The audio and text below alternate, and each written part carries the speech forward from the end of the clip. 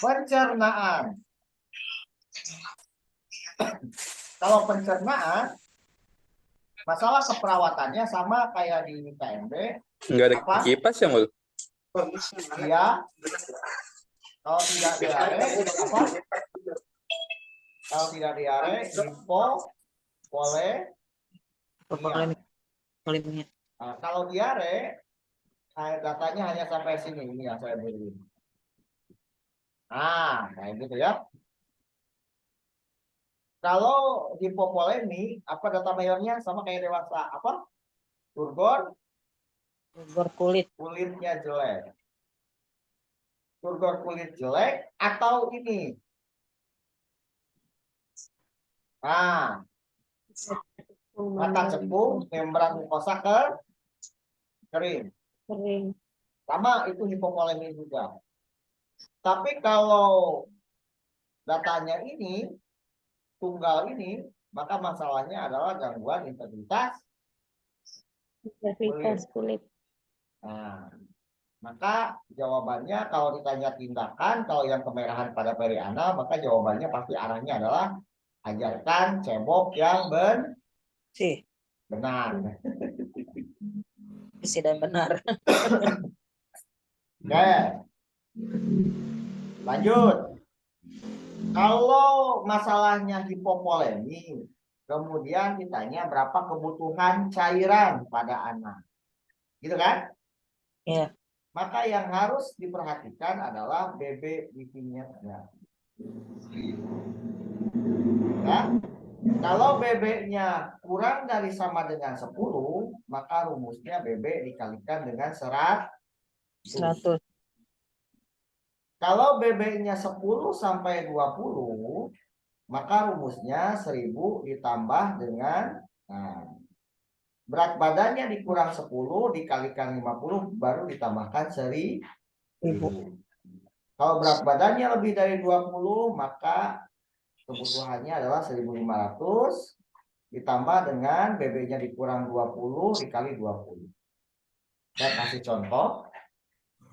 Kalau berat badannya 9 kilo, berarti berapa kebutuhan cairan?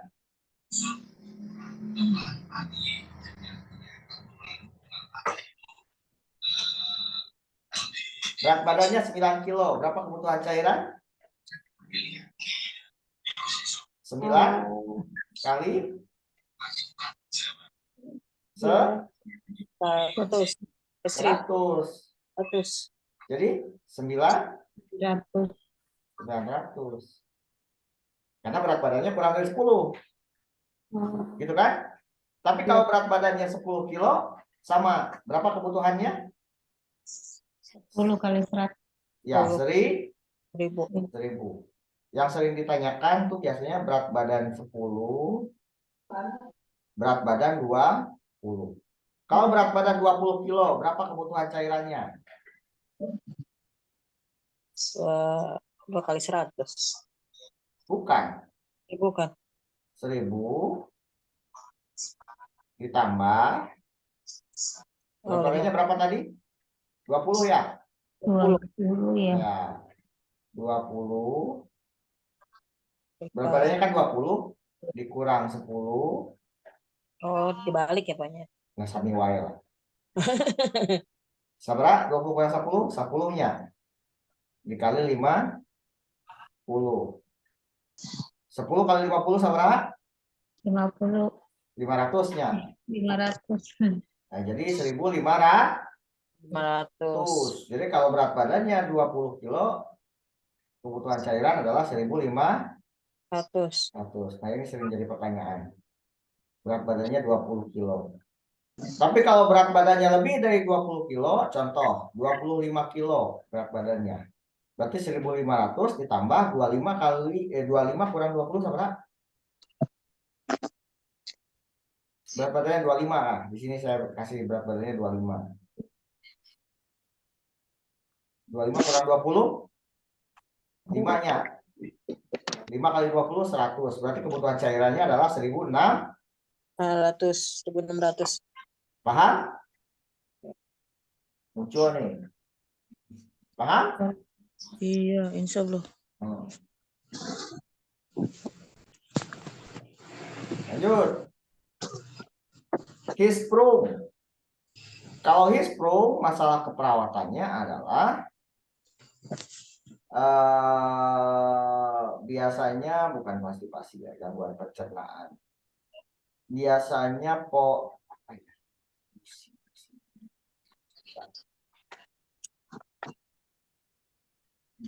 kita mulai dari pengkajian dulu lah. Pertanyaan di pengkajian. Di pengkajian untuk hisprum biasanya adalah ini. Adanya distensi abdomen. Oke. Pembesaran abdomen. Kemudian konstipasi. BAB seperti pita. Itu di pengkajian ya tandanya. Tindakannya ya pasti pembedahan. Ya. Nah, untuk tindakan hisprum sebelum pembedahan, nah biasanya adalah dilakukan enema. Enema itu apa jadi? Hukna.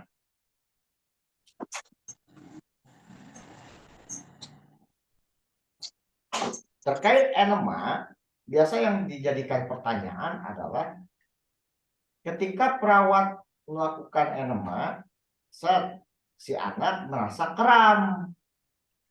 Apa tindakan selanjutnya? Suruh tahan, kemudian masukkan, berhenti dulu, kemudian masukkan secara perlahan. Itu cukup. Nah, lanjut, itu untuk hisprum. Kemudian hiperbilirubin dan icterium neonatus. Masalah keperawatannya adalah yang diangkat icteric neonatus. Data mayornya biasanya anaknya BBLR 1. Data mayornya. Anaknya biasanya BBLR. Kemudian prematur. Dan bilirubin totalnya lebih dari 15 mg per dl. Kata kunci lainnya adalah perhatikan harinya. Kalau dia munculnya hari ke-1, hari ke-2 itu normal. Tapi kalau menghilang mulai 55 sampai 10 hari itu normal. Ya. Dengan kuncinya di sini tadi apa? Bilirubinnya ya. Pokoknya kalau bilirubinnya di atas 12 atau di atas 15 udah itu icteric neonatus. Pokoknya kata kuncinya di hari sama di bilirubin. Kalau yang kawan-kawan angkat masalah keperawatan icteric neonatus kalau dia muncul ictericnya kurang dari 24 jam. Dengan bilirubinnya lebih dari 15. Maka masalah keperawatannya adalah icteric neonatus. Bisa dipahami? Iya, Pak.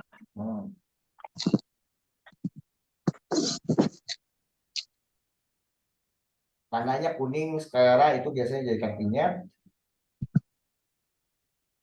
Tindakannya adalah kalau icteric neonatus maka tindakannya adalah fototerapi. Di fototerapi terkait tindakan prosedur fototerapi yang sering dijadikan jawaban adalah menutup mata bayi. Kan buka baju ya. Pokoknya, tapi yang paling penting adalah yang paling kritis yang sering dijadikan jawaban adalah menutup mata bayi. Kemudian yang kedua adalah ketika suhu inkubatornya gini. Pertanyaannya apa yang harus dilakukan perawat? Jadi ceritanya fototerapi di inkubator, kemudian suhu anak mengalami hipertermi. Ternyata di setting suhu inkubatornya 38,5. Apa tindakan perawat? Jawabannya adalah jam berapa nih? turunkan suhu inkubator. Ora sih, sak minggu ngarep tanggal 5. Berdua, Pak. Oke. Pret kita. Lanjut. Transfusi ASI eksklusif. Oke. Kalau lanjutkan menyusui terapi sinar itu kalau dia ikterus fisiologis gitu ya, bukan neonatus. Pemberian cairan itu kalau turgor. Derajat Kramer muncul ya. Derajat Kramer itu derajat 1, 2, 3, 4, 5. Urutannya, kuncinya, kalau derajat 1 kepala leher, 2 leher sampai umbilikus, 3 leher kepala sampai leher 1, 2 dia sampai umbilikus, 3 dia sampai lutut, 4 dia seluruh badan dan ekstremitas atas dan bawah, 5 sampai telapak ekstremitasnya. Bisa apa? Bisa ya? Derajat 1 kepala leher, kemudian sampai lutut, derajat 2, kemudian 3 seluruh badan, tungkai atas dan bawah itu 4 ya. Oke. Kemudian yang 5 itu sampai telapak. Oke, diingat. 1, 2, 3, 4, 5.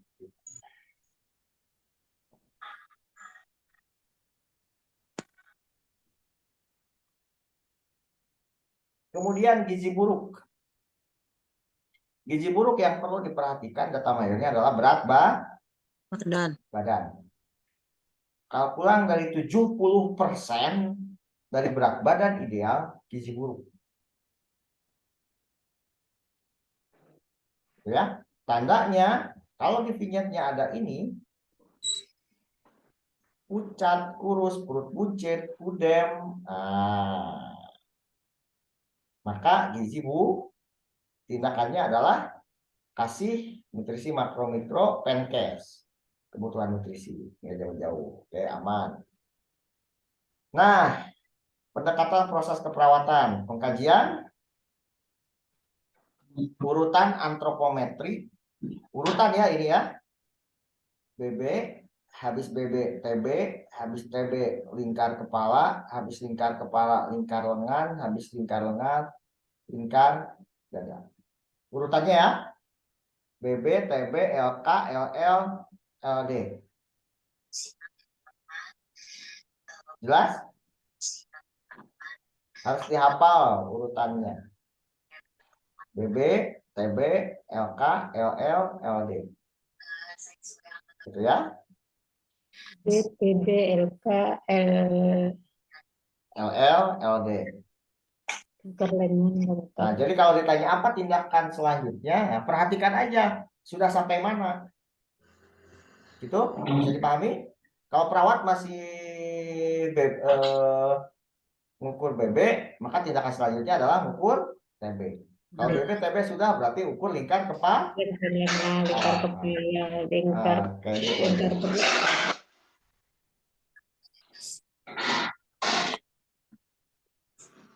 Keluhan, mual muntah, oke. Nutrisi, suhu tubuh akhirnya sudah, diare tadi sudah ya.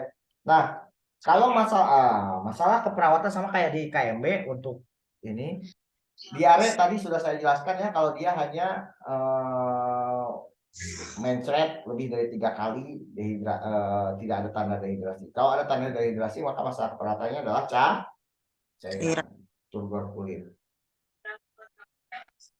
Turgor juga sudah ya, 13, 35, 57 gitu ya. Kemudian mata cekung sama. Kemudian kalau hisprung, distensi abdomen, BB pita tadi sudah. Oh, ini satu lagi. Tanda hisprung nih. Ini yang harus di ini. Di pengkajian untuk hisprung. Tidak ada pengeluaran mekonium 24 sampai 48 1 hari sampai 2 hari itu nggak ada mekonium setelah kelahiran. Maka dicurigai hisprung. Nah, untuk tindakan keperawatan biasanya yang terkait hisprung pasca bedahnya adalah perawatan kolostomi. Sama kayak dewasa, lebih ke pengkajian kulit dan membersihkan sakit kulit sekitar. ya kulit sekitar. Gitu ya. Kemudian hiperbilirubinemia tadi sudah, ikterik neonatus tadi ya. Bedanya hanya di hari ya. Kalau kurang dari 24 jam maka dia ikterik neonatus. Kurang dari 24 jam tambah bilirubinnya lebih dari 15 itu ikterik neonatus. Tindakannya fototerapi. Kalau lebih dari 24 jam maka tindakannya adalah menyusui. Lanjutkan menyusui atau dijemur gitu ya. Dijemur. Oke. Gizi buruk enggak. Masalahnya kekurangan volume cairan tadi sudah. Nutrisi sudah. Integritas kulit itu pada diare ya. Pada diare ya, kulit kemerahan tadi ya. Ya. Integritas kulit, konstipasi pada hisprung, ikterik neonatus pada hiperbilirubin. Data mayornya sudah hafal semua ya. 1, 2, 3, 4, 5 tadi sudah jelas data mayornya. Kunci-kuncinya tadi. Ya. Oke, lanjut. Intervensi implementasinya. Nah, nutrisi kalau dia masalahnya di defisit nutrisi. Cairan tadi kalau masalahnya di cairan. Oke, kolostomi tadi kalau pasca bedah, hisprung, fototerapi tadi pada ikterik neonatus, kemudian perawatan kebersihan kulit pada diare kalau dia ada kemerahan di sekitar anus. Nah, cara membersihkannya ini dijelasin nih. Menggunakan air kemudian dikeringkan. Urutannya ini ya. Bersihkan menggunakan air kemudian keringkan. Kalau ini sudah dilakukan maka ganti popok dan jangan pakai tisu basah. Evaluasinya pokoknya sesuaikan evaluasi dengan masalah gitu ya.